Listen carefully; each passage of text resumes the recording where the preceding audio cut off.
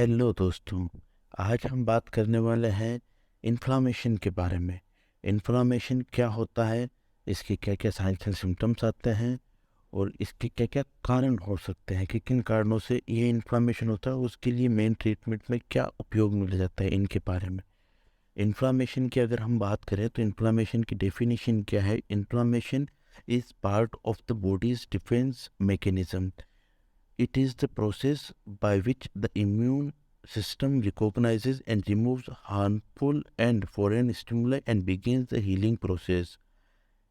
Inflammation जो होता है ये हमारे शरीर के ही रोग प्रतिरोधक क्षमता जो होती है, जो डिफेंस मैकेनिज्म जो होता है, उसी के कारण जो इम्यून सिस्टम होता है हमारे शरीर का, उसी के कारण ये डेवलप होता है।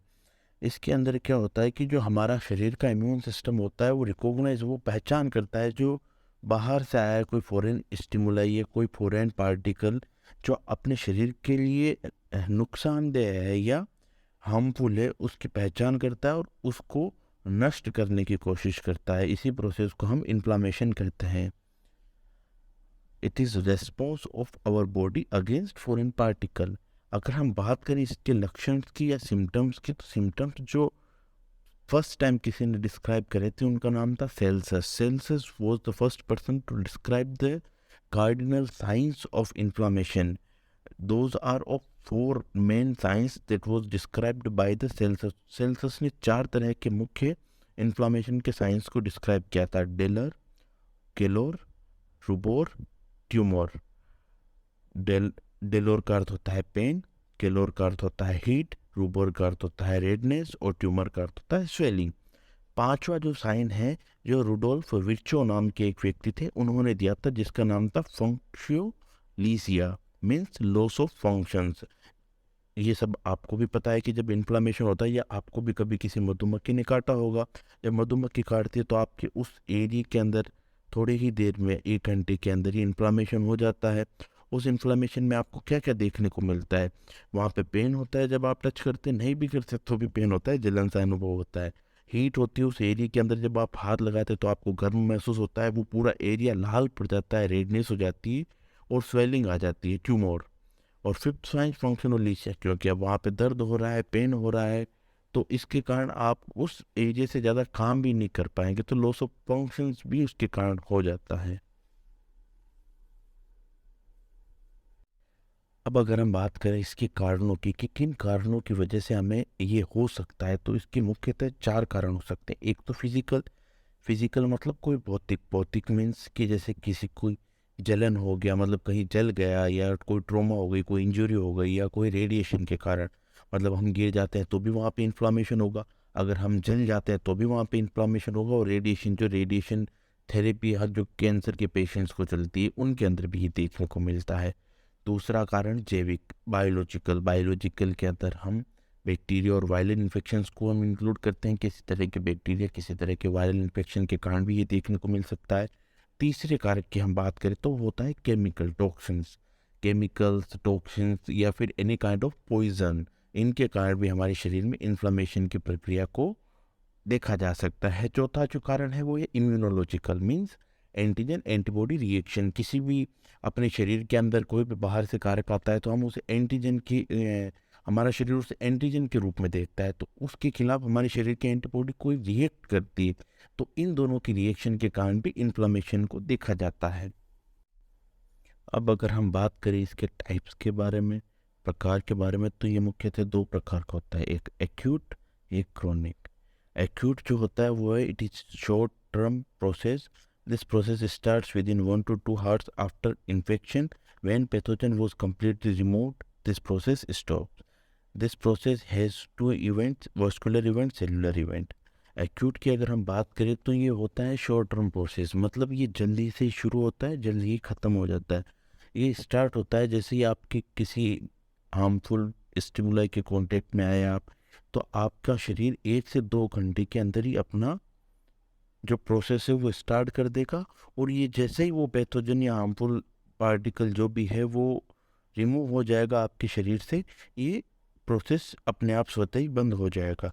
इस प्रोसेस के अंदर मुख्यतः दो इवेंट्स होते हैं, दो प्रक्रियाएं होती है, एक तो वस्कुलर इवेंट होता है, दूसरा सेल्युलर इवेंट होता है, जिनके बारे में हम अभी पढ़ेंगे। इससे पहले हम थोड़ा जान लेते हैं क्रोनिक जो टाइप है इन्फ्लेमेशन का, उसके बारे में भी। क्रोनिक जैसे नाम से ही पता चलता है, इट इज़ लॉन्ग टर्म, ये लंबे समय तक चलने वाली प्रक्रिया है। यह प्रक्रिया जो होती है क्रोनिक वाली, जो मंथ कुछ महीनों से कुछ सालों तक चलती है, और ये most severe type of inflammation है। क्रोनिक किसी भी बीमारी का हो, सीवियर ही होता है।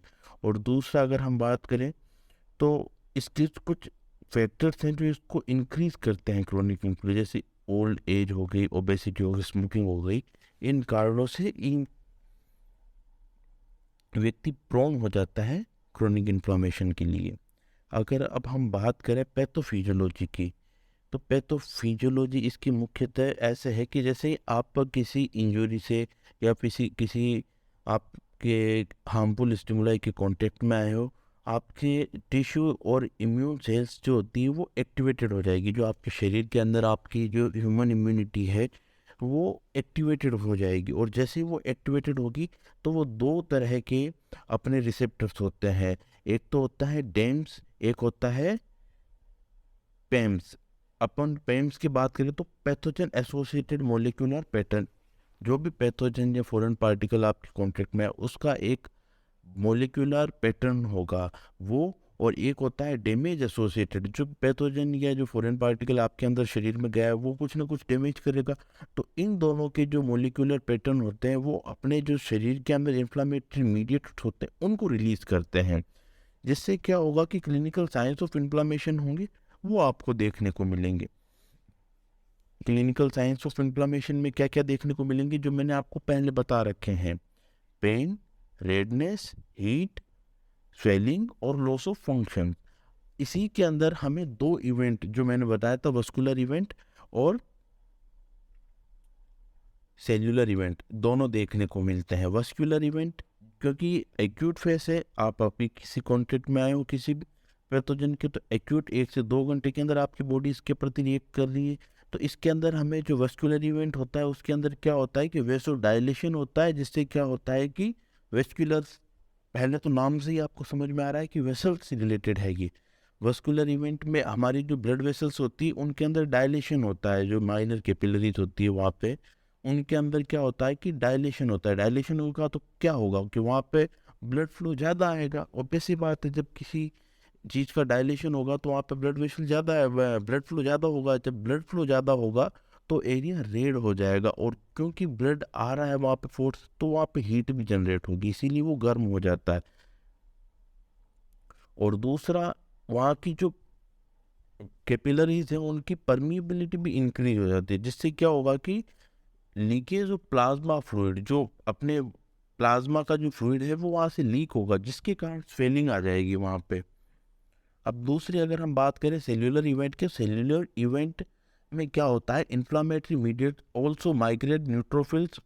न्यूट्रोफिल्स को हम फर्स्ट लाइन ऑफ डिफेंस के नाम से भी जानते हैं, क्योंकि हमारे शरीर में जब भी किसी पैथोजन या हार्मफुल स्टिमुलाई का अटैक होता है, सबसे पहले जो हमारी शरीर एंटीबॉडी के रूप में या अपने शरीर से इम्यून सिस्टम को रिस्पॉन्ड करने के लिए जो सबसे पहले हमारे शरीर के द्वारा भेजा जाता है वो न्यूट्रोफिल्स होता है, इसीलिए हम इसे फर्स्ट लाइन ऑफ डिफेंस भी कहते हैं। उसके बाद मोनोसाइट और मैक्रोफेजेस जो होते हैं वो एक्टिवेटेड होते हैं और वो इनको रेस्पॉन्ड करता है। इसके अंदर 4 स्टेजेस देखने को मिलती है सेल्यूलर इवेंट्स में। पहला होता है एडहेशन, जिसके अंदर जो WBCI है वो adhere to the wall of the blood vessel, जो ब्लड वेसल है उसकी वॉल पे अडहेयर कर देगी, मतलब चिपक जाएगी। फिर डायपेडेसिस, मतलब WBC जो हुई है वो migrate through the blood vessel into the surrounding tissue, जिस टिश्यू के अंदर पैथोजन या हार्मफुल स्टिमुलस इंजेक्ट हुआ है या लगा है वहाँ पे अपनी जो WBC है, वाइट ब्लड सेल्स, वो माइग्रेट कर जाएगी ब्लड वेसल्स के थ्रू। फिर chemotaxis, movement of WBC toward the micro organism, जो मूवमेंट होता है WBC का उस माइक्रो ऑर्गेनिज्म या उस पैथोजन की तरफ, उसे हम कहते हैं कीमोटैक्सिस। और चौथी स्टेज होती है phagocytosis. Phagocytosis means injection of the micro organism and digestion and death of microbes by hydrolytic enzyme. Phagocytosis में क्या होता है कि जो इंजेक्शन कर लेता है, जो माइक्रो ऑर्गेनिज्म जो आया है उसे इंजेस्ट कर लेता है और डाइजेस्ट कर देता है। वो किसकी वजह से होता है कि जो माइक्रो में हाइड्रोल जो पानी होता है उसको हाइड्रोलाइटिक एंजाइम के द्वारा सुखा दिया जाता है, नष्ट कर दिया जाता है। और कहते हैं जल ही जीवन, इसी कारण कहते हैं कि अगर पानी ही निकल जाएगा किसी भी माइक्रो तो उसकी डेथ स्वतः ही हो जाएगी। इस प्रोसेस के द्वारा उसको नष्ट कर दिया जाता है। और हम अगर इसके ट्रीटमेंट पार्ट की बात करें तो मुख्यतः ट्रीटमेंट के लिए हम एंटी इन्फ्लामेटरी ड्रग्स का यूज़ करते हैं। मोस्ट कॉमनली जो यूज़ होती है वो NSAIDs होती है, non steroidal anti inflammatory drugs, जैसे अपने डाइक्लोफिनेक हो गई, एसिक्लोफिनेक हो गई, इस तरह की। और अगर सीवियर काइंड ऑफ जैसे क्रोनिक इन्फ्लामेशन होता है तो हम उसके अंदर स्टेरॉइड्स वगैरह का यूज़ करते हैं। आज के सेशन को ध्यान से सुनने के लिए धन्यवाद। Thank you.